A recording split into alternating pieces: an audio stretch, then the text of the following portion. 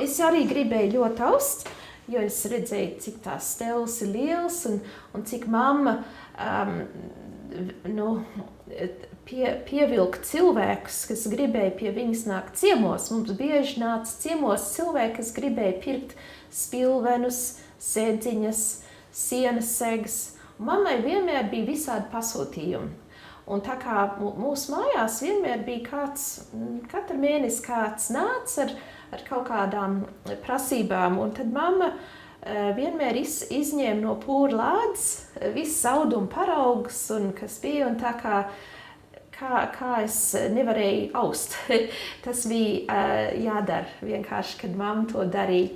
Un viss tik skaisti bija, un viss jūsmoja par to, tā kā es ļoti arī gribēju, un mamma man uztaisīja, paps man faktiski uztaisīja tās maziņas stelītes, tik liels, un es tādu maziņu sirdziņu noaudu, man bija kaut kas 6 gadiņi, bet, un man viņa vēl ir tā mazā sirdziņa, bet es tad pēc tam arī gribēju tautas tērpus aust, un ko es darīju, es aizgāju, es jau biju krietni vecāka, man jau laikam bija kādi 17, 18 gadi, un tad es sāku mācīties koledžā aušanu, tekstīlu koledžā.